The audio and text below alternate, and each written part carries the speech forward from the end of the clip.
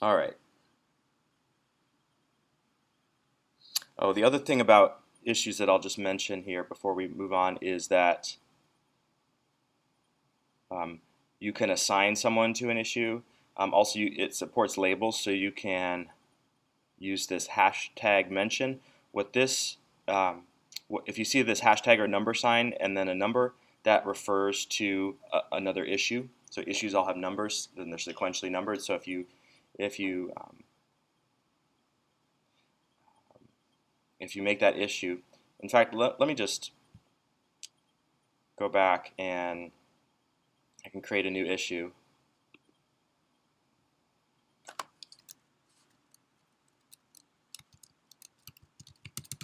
I'll just call it test issue. Let's say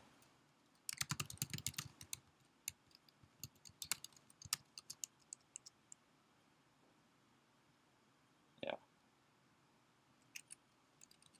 So it was actually the second issue. It's pretty cool. So when you type that hash sign, it brings up the previous issues. And since I gave those descriptive names, I can really quickly see, okay, yeah, the second issue was where I had you guys fill out the survey.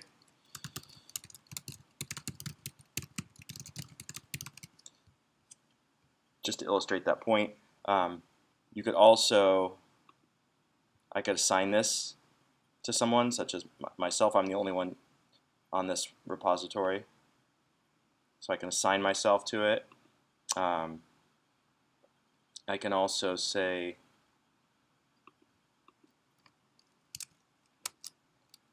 let me see. I could tag one of you in this post by typing the ampersand and then your username, and that means you'd get an email saying, oh, someone has tagged you in this issue. So it does a really good job of referencing and alerting people when there's something they need to be aware of. So I'm gonna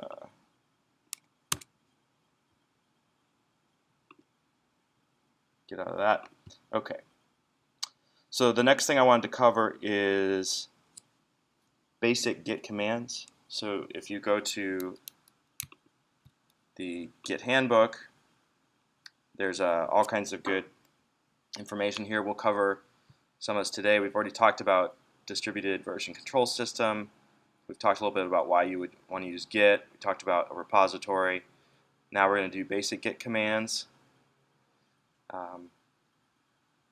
We talked about the GitHub flow, and then we're going to see some command line examples later. So this Git handbook is a really nice resource. All of these are under guides.github.com. So we're going to go back. I copied that text here, so it's in the markdown file. So to use Git, developers use specific commands to copy, create, change, and combine code. These commands can be executed directly from the command line, which we'll do today, or you can also use an application like GitHub Desktop or Git Kraken. And so here are some of the common commands you'll use. So first off, git init. So this initializes a new Git repository and begins tracking that directory. And it adds a hidden subfolder, one of those dot files that we talked about at the beginning of the class. It adds a hidden subfolder within the directory that houses the internal data structure for version control. Git clone, we talked about that a little bit ago. This is where you create a local copy of a project that exists remotely. The clone includes all the project files, history, and branches. So I'm just going to make my life easy and go and edit this file now.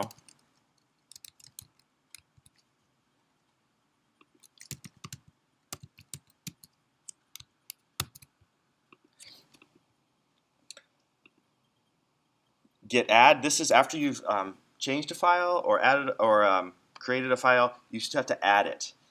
What adding does is it stages a change. It doesn't commit it yet, but it says I want to commit it. When I type git commit, everything that I've added using git add, there's also actually a command called git remove, which will use the bash command remove and also register that with git, so it's really handy. But the main one you're going to use is git add. So anytime you change a file, even if you change one character, you're going to have to add it again. So you want to add it after you're done making changes on that file.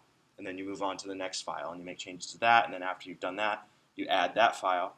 And once you're done making all the changes you want to make for a given commit, you've added all the files, and then you can commit. So git commit then saves a snapshot to the project history and completes the change tracking process. So this is kind of like taking a photo, and everything that you have at that stage will be snapshot.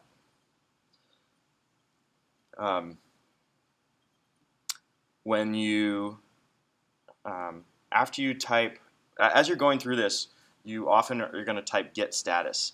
What git status does, it just shows you like which files have been added or not added, and it will tell you, hey, you've made some changes to these files, but you haven't added them yet. So you might want to be aware of that. Maybe you're doing that on purpose. Maybe you're not ready to add them yet, but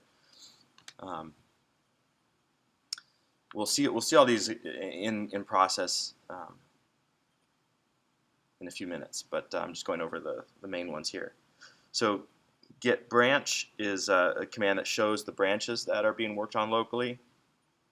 Git merge, if you say you're a developer and you have two branches and you want to combine those changes, you can use git merge. This isn't something that's part of the typical workflow. The really important ones that communicate with GitHub are git pull and git push. So as you can imagine, git pull gets updates to code that are on the web to your local folder. So let's say you want to get changes from someone else that's been collaborating on the project, or you want to update your master to reflect all the changes on the master branch, so you can git pull. Or let's say, like in my case, sometimes I make changes on this machine, this laptop here, and I have another laptop that I sometimes work on. And if I want to make sure I can make changes to the repository from both computers, I want to have my local version updated with the master, or with my, even if it was a different branch, whichever branch I'm working on, I want that to be synced. So I'll git pull before I start making more changes. Finally, after we've done added files and we've committed those changes, we can git push, where we're going to push the changes that we made up to GitHub. And there's a full reference guide linked here. Okay, so now we are ready to actually get started. So I'm going to pause the video, and then on the next video we are going to start actually doing some stuff.